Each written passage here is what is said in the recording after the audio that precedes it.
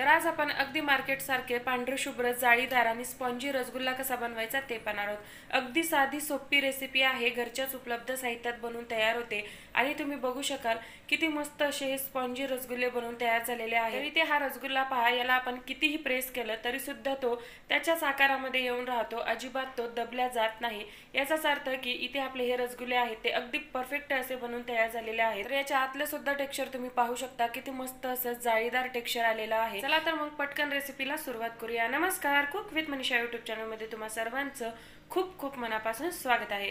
तर सगळ्यात आधी इथे आपल्याला रसगुल्ले बनवण्यासाठी 1 लिटर गाईचं दूध घ्यायचं आहे। गाईच्या दुधानेच अगदी परफेक्ट असे हे रसगुल्ले बनवून तयार होतात। आणि महत्त्वाचं म्हणजे इथे आपल्याला सुरुवातीलाच कच्चंच दूध घ्यायचं आहे, तापवून ठेवलेलं किंवा गरम दूध इथे वापरायचं नाही। तर इथे मी 1 लिटर गाईचं कच्चं दूध गरम करायला ठेवलेलं आहे। तर इकडे या दुधाला उकळी येते तोपर्यंत आपण दुधाचा छेना बनवण्यासाठी त्याचं सोल्युशन बनवून तयार करून घेऊया।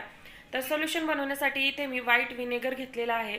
तर हे विनेगर तुम्हाला कुठल्याही किराणा दुकानामध्ये किंवा बेकरी शॉपमध्ये सहज मिळून जाईल, पण विनेगर नसेल तर या जागी तुम्ही लिंबाचा रस सुद्धा वापरू शकता। तर इथे मी 2 टेबलस्पून विनेगर घेतलेला आहे। पोहे खायच्या चमचाने 4 चमचे इथे तुम्ही विनेगर घेऊ शकता। त्याच्या दुप्पट यामध्ये आपल्याला पाणी घालायचं आहे आणि मगच आपल्याला हे सोल्युशन वापरायचं आहे। तर इथे आपलं सोल्युशन तयार झालं तोपर्यंत ह्या दुधाला पण छानपैकी उकळी आलेली आहे। दुधाला उकळी आल्यानंतर गॅस बंद करायचा, गॅस असाच चालू ठेवायचा नाही। तुम्ही जर गॅस असाच चालू ठेवला आणि मग त्यामध्ये जे आपण सोल्युशन बनवलं ते घातलं तर तुमचं पनीर हे रबरी होतं आणि रसगुल्ले सुद्धा अगदी रबरी बनवून तयार होतात। त्यासाठी ही खूप महत्त्वाची टिप आहे की इथे आपल्याला दुधाला उकळी आल्यानंतर गॅस बंद करायचा आहे आणि व्हिडिओत दाखवलेल्याप्रमाणे 1-2 मिनिटे आपल्याला हा चमचा असाच चालवायचा आहे। म्हणजे काय होईल, मध्ये जी एक्स्ट्राची हीट आहे ते निघून जाते, म्हणजेच एक्स्ट्राची वाफ आहे ते निघून जाते आणि आपला जो छेना आहे तो अगदी सॉफ्ट असा बनून तयार होतो। त्यानेच आपले रसगुल्ले सुद्धा छान असे जाळीदार आणि स्पॉन्जी बनून तयार होतात। त्यासाठी ही स्टेप इथे खूप महत्त्वाची आहे। 1-2 मिनिटे मी हा चमचा असाच चालवला, दुधामधली जी एक्स्ट्राची वाफ आहे ते निघून गेलेली आहे। तर आता यामध्ये आपल्याला जे सोल्युशन बनवून ठेवलं होतं विनेगरचं ते थोडं थोडं करून ॲड करायचं आहे। एकाच वेळी संपूर्ण सोल्युशन ॲड करायचं नाही, त्याने सुद्धा तुमचा हा छेना रबरी होतो।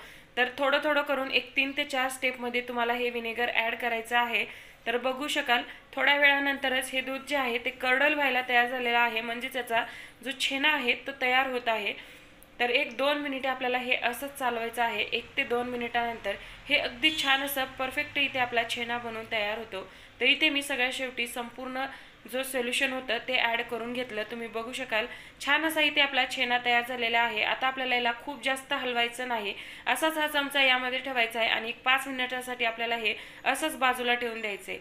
आणि 5 मिनिटानंतर तुम्ही बघू शकाल यातलं छेना आणि पाणी आहे ते वेगळं झालेलं आहे। छान असा इथे आपला छेना बनवून तयार झालाय। तर आता हा तयार झालेला जो छेना आहे ते आपल्याला एखाद्या कॉटनच्या रुमालावरती काढून घ्यायचा आहे। तर इथे मी खाली एक चाळणी ठेवलेली आहे आणि त्यावरती हा जो छेना बनवलेला आहे तो संपूर्ण टाकून घेतलेला आहे। आता यावरती आपल्याला लगेचच थंड पाणी घालायचं आहे। थंड पाणी घालून हा छेना आपल्याला छानपैकी धुवून घ्यायचा आहे, म्हणजे काय होईल ना, यामध्ये जे आपण विनेगर वापरलेला आहे त्याचा जो हलकासा वास असतो तो सुद्धा निघून जातो।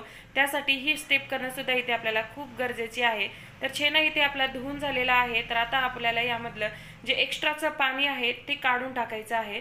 तर छेना बनवत असताना खूप काळजी घ्यायची, खूप जास्त कोरडा झाला तर तो रबरी होतो आणि खूप जास्त ओलसर राहिला तर मात्र तुमचे जे रसगुल्ले आहेत ते शेप पकडत नाहीत किंवा अगदी मऊसूत बनून तयार होतात आणि पाकामध्ये घातल्यानंतर लगेचच फुटायला लागतात। त्यासाठी ही स्टेप सुद्धा इथे खूप गरजेची आहे। तर आता तुम्ही म्हणाल यामधलं पाणी कितपत काढायचं ते कसं ओळखायचं, तर इथे तुम्ही बघू शकाल ह्याला दाबल्यानंतर यावरती जी धार पडत आहे ती धार संपूर्णपणे कमी होईल आणि यातून थेंब थेंब पाणी गळायला लागेल। तोपर्यंत आपल्याला ह्यातलं पाणी जे आहे ते छानपैकी प्रेस करून काढून घ्यायचं आहे। तुम्ही जर ह्याला खूप जास्त प्रेस केलं तर जे हे छेना आहे ते संपूर्णपणे कोरडा होतो, त्यामुळे त्या रसगुल्ल्याला बाइंडिंग येत नाही आणि ते रसगुल्ले रबरी होतात। त्यासाठी फक्त यातली जी पाण्याची धार आहे ती कमी होईपर्यंतच आपल्याला हे पाणी काढून टाकायचं आहे। तर इथे बघू शकाल इथे मी यातलं पाणी काढून टाकलं आणि 15 ते 20 मिनिटासाठी हे असंच चाळणीवरती ठेवून दिलं, म्हणजे काय होईल ना, एक्स्ट्राचं जे पाणी आहे ते गाळणीच्या खाली गळत राहील आणि अगदी परफेक्ट असा इथे आपला छेना तयार होईल। तर इथे आपला छेना तयार झालेला आहे। तर आता हा छेना आपण छानपैकी क्रम्बल करून घेऊया आणि त्यानंतर याला छानपैकी मळून घेऊया। जोपर्यंत ह्या छेन्याला छान अशी बाइंडिंग येत नाही तोपर्यंत आपल्याला हा छेना छानपैकी मळून घ्यायचा आहे। तळ हाताच्या पाठीमागच्या सहाय्याने व्हिडिओ दाखवल्याप्रमाणे हा छेना आपल्याला अगदी सॉफ्ट करून घ्यायचा आहे।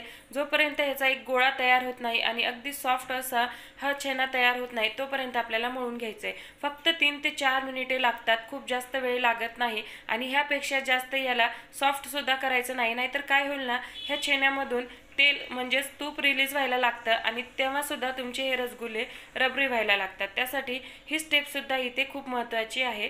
तर फक्त 3 ते 4 मिनिटे आपल्याला हा छेना छानपैकी सॉफ्ट करून घ्यायचा आहे। तर इथे मी हा छेना 3 ते 4 मिनिटे छानपैकी मळून घेतला आणि बघू शकाल ह्या ताटेला थोडं सुद्धा हा छेना चिटकत नाही, याचा अर्थ अगदी परफेक्ट असा हा छेना सॉफ्ट झालेला आहे। तर सगळ्यात शेवटी यामध्ये ह्याला छान अशी बाइंडिंग येण्यासाठी 1 चमचा इथे आपल्याला कॉर्नफ्लॉवर वापरायचा आहे। कॉर्नफ्लॉवर वापरल्याने रसगुल्ले जे आहेत त्याला बाइंडिंग छान येते आणि रसगुल्ले पाण्यामध्ये उकळत असताना किंवा शिजून घेत असताना ते फुटत सुद्धा नाहीत किंवा बिथरत नाहीत। त्यासाठी 1 चमचाभर आपल्याला यामध्ये कॉर्नफ्लॉवर घालायचं आहे। 1 लिटर दुधासाठी 1 चमचा कॉर्नफ्लॉवर अगदी परफेक्ट आहे, ह्यापेक्षा जास्त घालू नका, नाहीतर त्याने सुद्धा तुमचे हे रसगुल्ले आहेत ते अगदी रबरी बनवून तयार होतात। ह्या छोट्या छोट्या टिप्स वापरून जर तुम्ही हे रसगुल्ले बनवले तर तुमचे रसगुल्ले सुद्धा अगदी असेच पांढरे शुभ्र आणि सॉफ्ट स्पंजी जाळीदार बनून तयार होतात। तर इथे पहा, इथे आपला छानपैकी याचा गोळा तयार झालेला आहे, अजिबात यावरती क्रॅक्स येत नाहीत। तर आता आपण याचा एक रसगुल्ला सुद्धा तयार करून पाहूया। रसगुल्ला तयार केल्यानंतर यावरती जर क्रॅक्स येत नसतील तर समजायचं इथे आपला परफेक्ट असा रसगुल्ल्याचा छेना बनून तयार झालेला आहे। तर तुम्हाला हे रसगुल्ले कितपत लहान मोठे हवे आहेत त्यानुसार याचे गोळे तयार करून घ्या। तर इथे मी मोठ्या साईजचेच गोळे तयार करून घेतले। तयार केल्यानंतर हे गोळे जे आहेत ते पाण्यामध्ये फुलल्यानंतर दुपटीने तिपटीने फुलतात। त्यासाठी तुम्हाला ज्या आकारामध्ये हवे आहेत त्या आकारानुसार याचे गोळे तयार करून घेऊ शकता। मी ज्या आकाराचे रसगुल्ले बनवले त्या आकारामध्ये 13 ते 14 रसगुल्ले इथे बनवून तयार होतात। तर इथे मी संपूर्ण रसगुल्ले बनवून तयार करून घेतलेले आहेत। तर आता आपण यासाठी लागणारा पाक तयार करून घेऊया। तर त्यासाठी इथे मी 1 कप म्हणजेच 250 ग्राम इथे मी साखर घेतलेली आहे। जितकी साखर घेतली त्याच्या तिप्पट इथे आपल्याला पाणी घालायचं आहे। तर ज्या कपाने 1 कप साखर घेतली त्याच कपाने इथे मी 3 कप पाणी घालणार आहे। तर इथे आपल्याला कुठलाही एकतारी पाक किंवा घट्ट पाक बनवायचा नाही, फक्त ही साखर आपल्याला ह्या पाण्यामध्ये विरघळून घ्यायची आहे आणि या पाण्याला एक खळखळ उकळी आणायची आहे। फक्त इतपतच आपल्याला हा पाक शिजवायचा आहे, खूप जास्त शिजवायचा नाही, नाहीतर तुमचे रसगुल्ले जे आहेत हे पाक शोषून घेणार नाहीत आणि मग ते रबरी होतात। त्यासाठी ही काळजी इथे आपल्याला घ्यायची आहे। तर इथे तुम्ही बघू शकाल ह्यामध्ये साखर पूर्णपणे विरघळलेली आहे आणि या पाण्याला छान अशी खळखळून उकळी आलेली आहे।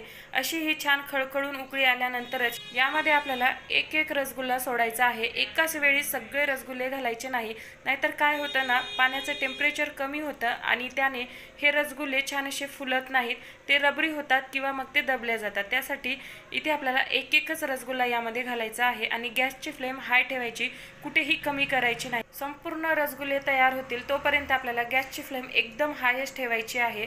तर सगळ्यात शेवटी यामध्ये मी अर्धा चमचा रोज इसेन्स घातलेला आहे। यामुळे काय होईल ना, ह्या रसगुल्ल्यांची चव अगदी मार्केटसारखी लागते। तुमच्याकडे जर रोज इसेन्स नसेल तर यामध्ये तुम्ही वेलची पावडर टाकली तरी देखील चालेल, पण माझ्याकडे होतं म्हणून मी यामध्ये अर्धा चमचा रोज इसेन्स घातलेला आहे। तर आपल्याला हे रसगुल्ले असेच खुल्यामध्ये एक 3 ते 4 मिनिटे हाय फ्लेमवरती शिजवून घ्यायचे आहेत आणि 3 ते 4 मिनिटानंतर आपल्याला यावरती लीड लावायची आहे आणि लीड लावल्यानंतर सुद्धा इथे आपल्याला हे रसगुल्ले 4 ते 5 मिनिटे हाय फ्लेमवरती असंच शिजवून घ्यायचं आहे। गॅसची फ्लेम कुठेही कमी करायची नाही आणि 4 ते 5 मिनिटापेक्षा खूप जास्त शिजवायचं नाही, त्याने सुद्धा हे रसगुल्ले रबरी होतात। तर इथे मी 4 ते 5 मिनिटे हे रसगुल्ले असेच हाय फ्लेमवरती शिजवून घेतलेले आहेत। तर आता आपण याची लीड काढून पाहूया आणि तुम्ही बघू शकाल हे रसगुल्ले आधी जेवढे होते त्यापेक्षा 4 पटीने जास्त फुललेले आहेत। मी सांगायची सुद्धा गरज नाही, तुम्हाला दिसतच आहे। तर आधी जेवढा रसगुल्ला होता त्यापेक्षा 4 पटीने हे जास्त फुललेले आहेत। असे हे मस्त स्पंजी जाळीदार आणि पांढरे शुभ्र रसगुल्ले अगदी झटपट काही सेकंदामध्ये आपण घरीच बनवू शकतो। तर इथे आपले रसगुल्ले बनवून तयार झालेले आहेत। गॅस बंद करायचा आणि असेच हे आपल्याला ह्याच पाण्यामध्ये थंड करून घ्यायचे आहेत।